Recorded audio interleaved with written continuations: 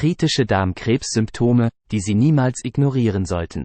Warum sind die Krebsraten gerade bei Darmkrebs so hoch, und zwar nicht nur bei älteren Menschen, sondern zunehmend auch bei jungen Menschen? Lassen Sie uns dieses besorgniserregende Thema untersuchen und eine sinnvolle Diskussion anstoßen. Schauen Sie sich die Sendung unbedingt bis zum Ende an, denn es gibt eine Liste der häufigsten Darmkrebssymptome. Bevor wir mit diesem Video beginnen, vergessen Sie nicht, unseren Kanal zu abonnieren, um täglich weitere Tipps wie diesen zu erhalten und Benachrichtigungen zu aktivieren, damit Sie keine neuen Videos verpassen.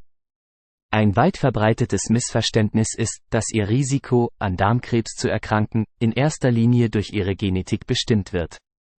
Tatsächlich kann eine Familienanamnese das Risiko, an Darmkrebs zu erkranken, erhöhen, was 5 bis 10% der Fälle ausmacht. Es mag eine Waffe sein, aber es sind unsere Lebensstilentscheidungen, die in diesem Zusammenhang den Auslöser auslösen, wobei neuere Forschungen zunehmend den Einfluss von Ernährung und Lebensstil als Schlüsselfaktoren für hervorheben, Krankheiten verhindern oder sogar rückgängig machen. Lebensmittel, die reich an Antioxidantien sind, werden mittlerweile beispielsweise für ihre Rolle bei der Bekämpfung zahlreicher chronischer Erkrankungen anerkannt.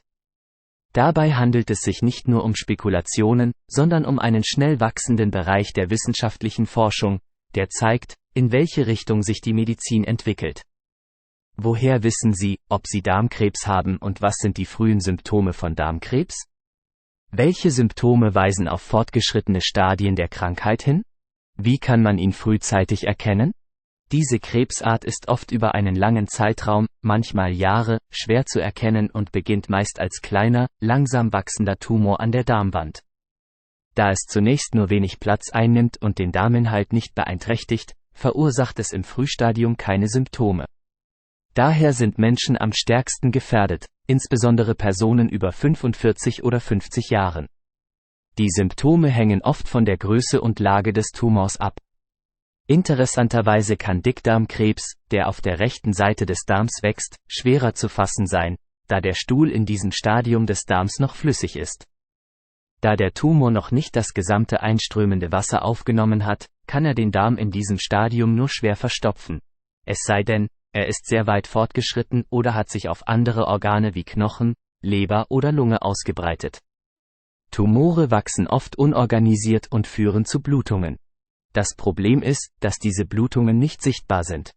Eine Methode zur Früherkennung ist die Analyse von Stuhlproben auf verstecktes Blut, wobei eine Stuhlprobe entnommen und zur Analyse an ein Labor geschickt wird.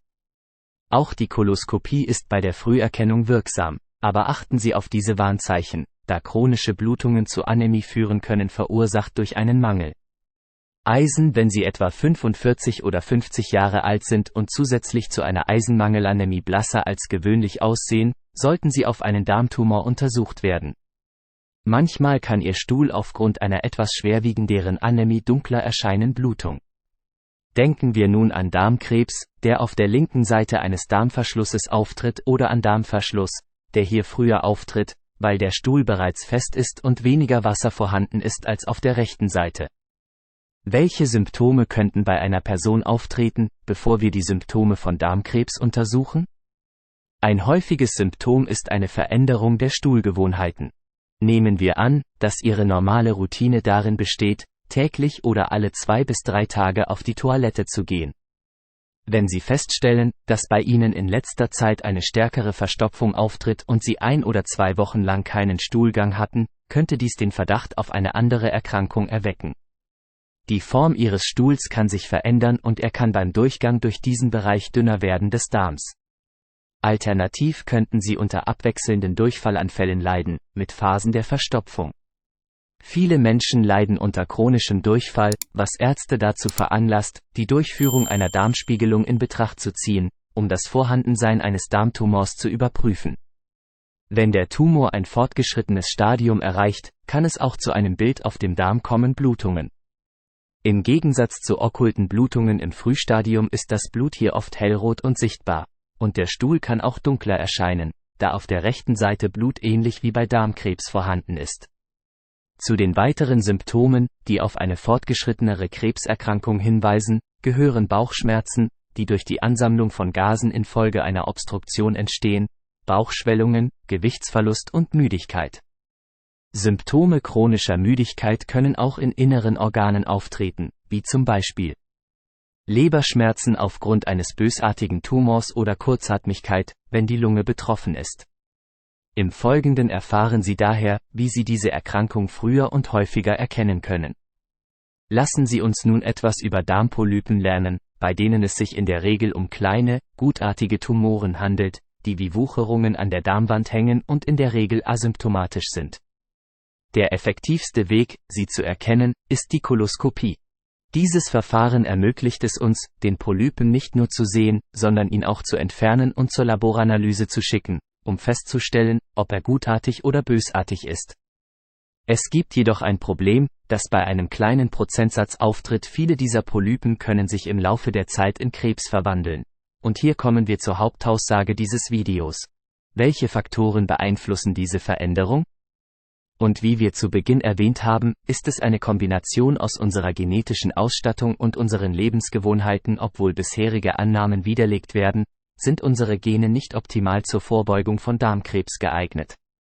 Aktuelle Forschungsergebnisse deuten darauf hin, dass unsere Lebensmittelauswahl mit der Auswahl der Lebensmittel im Supermarkt beginnt. Auch seine Zubereitung spielt eine entscheidende Rolle für unsere Gesundheit und eine ausgewogene Ernährung sowie andere gesunde Lebensgewohnheiten können einen Einfluss haben.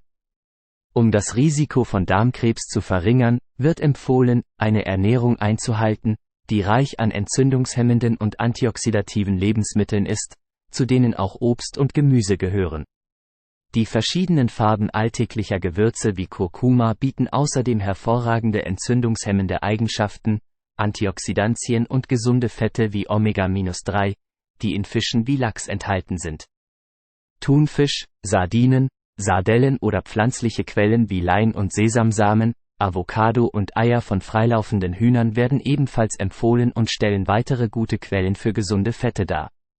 Eine andere Möglichkeit ist die Behandlung von Verstopfung. Um das Krebsrisiko zu senken, kann der Verzehr von ausreichend Wasser und Ballaststoffen dabei helfen und gleichzeitig die Darmflora verbessern. Zu den weiteren Entscheidungen für einen gesunden Lebensstil, die oft übersehen werden, gehören guter Schlaf, Bewegung und der Ausbau sozialer Kontakte. Das heutige Video ist zu Ende. Vielen Dank fürs Zuschauen. Wir werden Sie in einem kommenden Video treffen. Ich wünsche Ihnen mehr Erfolg und Wohlstand.